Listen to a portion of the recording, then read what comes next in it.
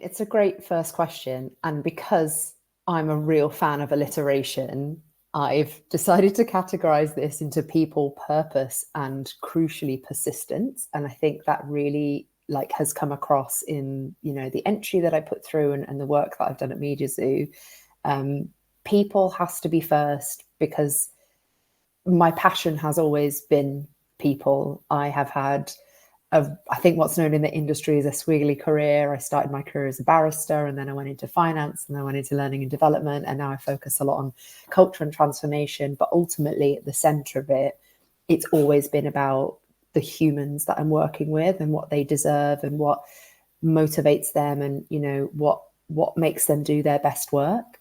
And I think you have to have that approach to leadership, because leadership cannot be about your title or your status or how much sway you have in the room. It's about, I think Simon Sinek actually said, leadership is not about being in charge. It's about people in your charge. And I think that's actually the best summary that I can give of kind of the people side. Purpose. And I've chosen purpose because I think as a leader, you always have to come back to the reason why you're doing what you're doing, because it can sometimes be really tough. You can have a lot of challenge around what you're doing. Sometimes you have to fight really hard for what you believe, and if you don't have that kind of core purpose, it can be really easy to give up or kind of lose momentum. So I really encourage all leaders to think about really what their true purpose is, and that's really different from what your objectives are and what your KPIs are. It's what is the reason you get out of bed to do what you do? What is the reason that you go to work? What is that? And persistence. I think I said this actually when I accepted the award last year when I was on stage, but anyone that has worked in the cultural space knows how challenging it is to change culture. There's a lot of resistance to change generally. I think there's a lot of fear amongst kind of other leaders when you're talking about cultural change, because it almost suggests that they're not doing things in the right way. And there's pushback and there's politics, of course. So being persistent, knowing that you're not going to get a yes straight away, just knowing that you're not going to get a yes straight away, but knowing what your purpose is, and then also knowing that you're doing it for the people, I think is a really kind of powerful trio to have that tenacity as a leader. And I guess it's just developed over time. And I've had to become more steadfast in those three things. And that's helped me be successful, really. The thing that fascinates me about culture is it can feel really hard to pinpoint. And I've always said, people have really loads of different definitions of what culture is, right? And I love all of them. Culture is the worst behaviors that people will tolerate, or, culture is how people feel on a Sunday night going into Monday morning, before work. I almost describe culture as the in-between bits. It kind of what happens around the edges. It's kind of what you feel when, there's kind of that silence, or, what is unsaid. That's kind of like culture to me, which is probably an even trickier definition to kind of pin down. But when I joined, Media Zoo was, and still is, as a business, an exceptional agency, an exceptional business, doing great on paper. It was winning awards. It was growing fast. We were working with incredible clients. So none of that was in question. But for me, it was through kind of the conversations that I was having with people where I recognized something maybe people weren't super happy kind of on that front. And when I moved from my previous company to Media Zoo, so I was working for News UK, and I'd done a lot of work in the diversity and inclusion space while I was there. And that's when I won Rising Star of the Year award at the LPI. So when I came to Media Zoo, there was already a kind of understanding with me that I had an awareness and a keen eye for kind of inclusion or like lack of inclusive behaviors. So it wasn't like anyone just sat down and told me. It was just the things that I'd noticed, you know, the way that HR was maybe behaving around exit interviews or kind of lack thereof. You know, I will also caveat that we now have a wonderful head of people and someone that oversees HR. So I'm definitely talking about a historic issue. I think the real red flag was kind of the silence around it. It was less loads and loads and loads of terrible behaviors. It was more that there was an absence of kind of policy or conversation or accountability by the leadership, you know, because we can point to things like attrition rate and, you know, that was an indicator. And also that, you know, any exit interviews that were happening were talking about a lack of psychological safety. So, you know, those are really key things that you can point to. But I think what was more obvious to me was there weren't any conversations about inclusion. There were a lot of minoritized groups at Media Zoo, and we still have them. And there was probably kind of no space for them to thrive. There was no kind of acknowledgement that we were a really diverse group of people, which I saw as our complete strength. I still see it as our complete strength. I didn't really see any space for people being able to voice their viewpoint without fear, like, of ramifications. So it's, you know, sometimes it's not necessarily what is being said, it's what the silence is kind of indicating. And I felt that every time I kind of flagged something to anyone in a leadership capacity, it was kind of shot down a little bit. There was a reluctance to kind of, we weren't even having engagement surveys at that point. And I think I really remember one of the messages essentially being, we don't want to ask people what they think because we don't want to deal with the negative consequences of that. That's a paraphrase. Obviously, it wasn't said quite like that, but that was the inference. And that was really an indication to me that we've not even got that feedback culture right from a leadership point of view. So it was more the adding up of all of these different clues that showed me the bigger picture. And then when you start to be seen as that person that's asking those questions, then people actually come and openly talk to you about things, because then they, you know, I started to kind of gain that trust in people that I was really passionate about doing something about it. So it was a combination of those things. It's funny because I don't really see it as courageous. I think since I was really young, I've had this inbuilt thing that my mum has always questioned about me. I remember having so many kind of like arguments with my mum. You know, she'd always say, well, why are you fighting so hard for a group that you have nothing to do with, you don't represent them. And I remember that being something that was so important to me from a really young age, because I think we all have a responsibility to fight for and shape the type of society we want to be part of. So it's something that's so ingrained into me as a value and a purpose. I think as well, you know, I'm an ethnic minority female in the workplace. I had previously come from a legal background where you kind of see all kinds of difficult kind of cultural behaviors in that kind of industry. It is improving, but I don't think quickly enough. So I'm not sure there was ever kind of a conscious thought of, oh, here are some things to change and I need to be really courageous about it, and now I'm going to kind of take those steps. I think it's so inbuilt into the conversations that I'm having day to day that I must have just, I can't, I sort of feel like I can't remember the exact point where stuff started to shift. I just know that when I have something that I'm passionate about, I will not stop bringing it up. I will not stop talking about it. And I think sometimes you have to be not necessarily the loudest person in the room, but the most persistent person. And again, it wasn't necessarily a conscious thing. It just must have been something that I was talking about over and over again.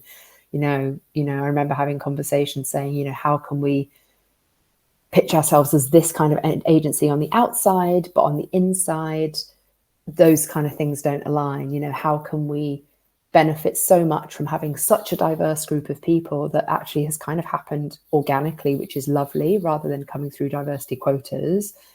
But actually, once that diversity gets through the door, we've not got built-in structures that support the inclusion side of it. And I think maybe it was because no one had had the focus on that before, or maybe it was because no one had had I wouldn't even necessarily call myself an expert about it. I'd just call myself someone that was passionate about it. And I think when you have consistent conversations with people, that's when you have kind of more influence, rather than going away and putting together like a proposal. That I've never been very good at that sort of stuff. Like even now, I'm not very good at, compiling all the facts and kind of making this like really strong case, which you would think I would be, because, I am a trained barrister, but I just speak from the heart, and I speak about the stuff I care about. And I think that is more persuasive sometimes than a whole bunch of facts and figures. So part of it is just a lot of persistence and blind ambition. Some of it is luck. Some of it is maybe someone speaking to people in a way that they hadn't been,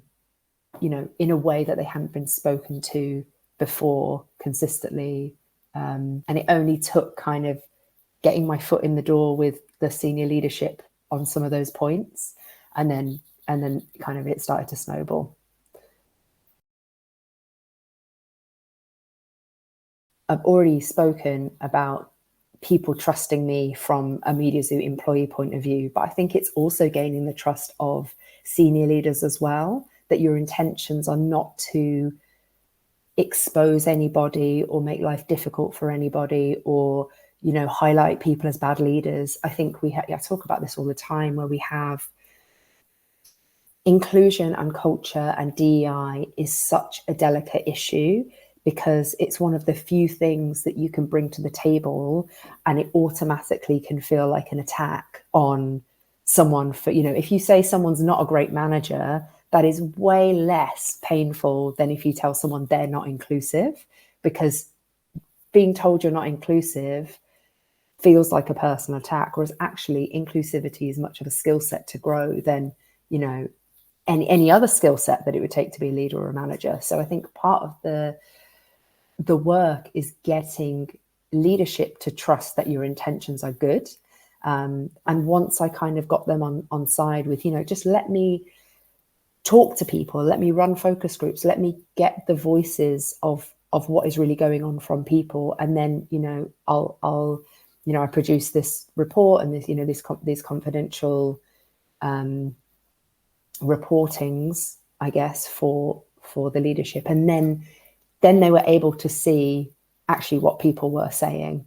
And then the writing's on the wall, and then the ball is in their court, whether or not they want to do something about it or not, right? So it's building that trust, and on both sides, both on the employee side and also on the leadership side as well. Yeah, I think I'm really going to expose myself here, because I'm not amazing at planning out like end-to-end strategies. Like the same reason that I don't make 5-year career plans, because if you would have looked at what I was doing 5 years ago, I never would have predicted I was here. And then, the same if you keep going back. And I think sometimes the challenge of making these end-to-end plans is you have to be flexible, you have to be agile, you have to adapt. It's never going to work out kind of the way you've envisaged it in your head. But I think I sometimes just go on what seems the most obvious thing. I sometimes just go on, I think, what feels the most obvious. And what had happened when I was rolling out these culture and values workshops to the business, And, you know, going back to that previous point about really getting the buy-in from senior leadership to be able to go and talk to the employees in a really open, transparent and confidential way.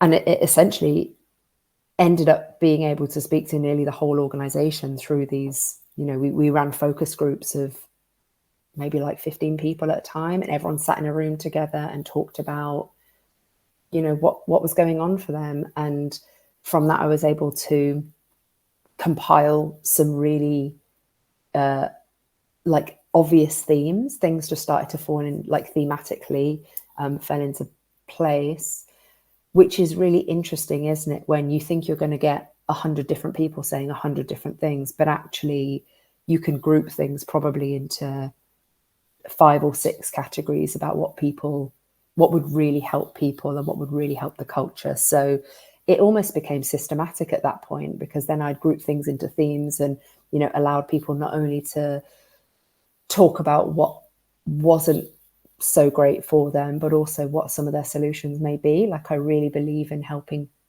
allowing people to be part of the solution. You know, it's their business, it's their organization, it's their home, and it's their culture, so they should get to shape it as well. So the things that we got on with first were probably the things that were the easiest to action.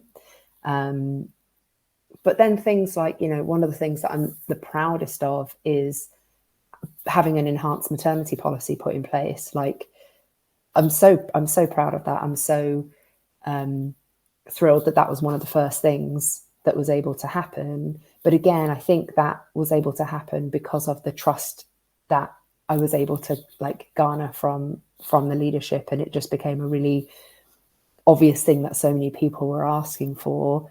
The difficulty when you aren't hearing the voices of people is you're not aware of how many people want one thing. And then when you're aware of how many people want one thing, it becomes almost a, well, yes, why wouldn't we do this? So yeah, I didn't plan it out, and I really wish that I had, because I would be way smarter if I had. But I think sometimes it's about going with your gut and going with what feels right. And sometimes the right path is the most obvious path. I think the biggest thing that has changed, which has really come as a result of those cultural focus groups, is we have united the business both operationally and physically. So we used to be in 2 buildings, we're now in 1 building. We used to have lots of different teams that did lots of different things, but now so many of them have like joined as a team. And of course, like, those changes are painful and restructures are painful, and you know, everyone really has to be bought into like why we're doing that.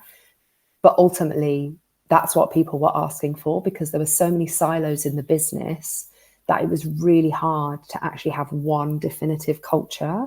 We had kind of so many different things. There were some people that didn't even really know that that person worked there, because they were just in 2 different buildings and we didn't have that much time to come together. And such a huge part of culture is the connection that people feel to one another.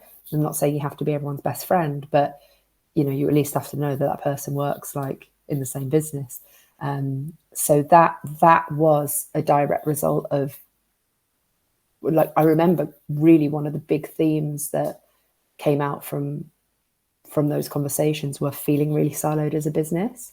And I'm really happy to be talking about it and really happy to remember it, because sometimes you don't reflect on the progress that has been made. I think with culture, you're always trying to look for the next thing, look for the next iteration, the next improvement. What else can we do? And sometimes we don't take stock of, oh, actually, I remember all those years ago what it was like, and what we were just so, it was just a hope and a dream that might ever happen. And now it's a reality, and we don't think about that anymore. So yeah, that's been quite nice to reflect on. If something feels culturally not right, it probably isn't. And if you're sensing it, it's probably because you are a people person, you are someone that believes in culture. You know, you might not even work in the inclusion space or the DEI space. You know, I didn't for a really long time, But when I look back on it, so much of what I was doing was really about inclusion and culture, because people that are passionate about people, they feel it, and that you'll feel it more strongly than maybe someone that isn't aligned to it. Doesn't mean they don't care. It just means that it's like not in their vision at all. So if you're sensing it's off, it probably is. I think one of the most important things that I've learned is no one is going to give you permission to do it. Like if you're waiting for someone to be like, right, this is on your list of objectives, or, I'm giving you permission to, that's never going to happen.